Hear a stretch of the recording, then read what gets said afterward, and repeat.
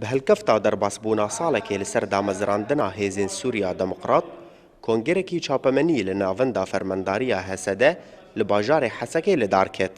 تێدە کارێڤێ هێزێ لەسەر درێژاهیە ساڵێکی هاتە نرخاندن.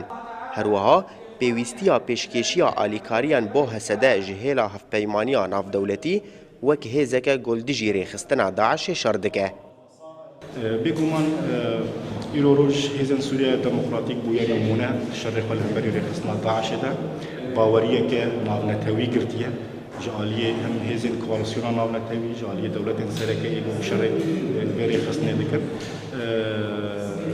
ji bo vê yekê bawerî tenê nebese bi vê hêzanê ev hêzên mezin serkêşiya dinyayê dikin şerê Daişê dikin gereke hêza Sûriya Demokratîk bêguman hemî pêdiviyên govjêre lazim gereke bêne pêşkêşkirin ji sîlah dibe ji perwerdê dibe ji carîxanê dibe.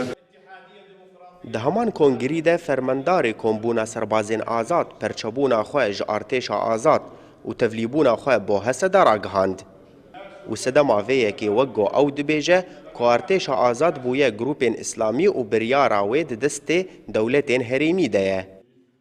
موضوع الاحتلال التركي ودخول المخابرات التركية على الخط وقيامهم بنقل المتطرفين من داخل الريحانية وكذلك توزيعهم وصولا إلى جرابلس وهناك أصبحت خلافات واضحة ورفضنا ذلك ثم أعلنا انشقاقنا وخاصة أن هناك تنسيق كان بيننا وبين قيادة قوات سوريا الديمقراطية. Ji destpêka damezrandina Hesede ve ev hêz 6 operasyonên leşkerî li dar xist.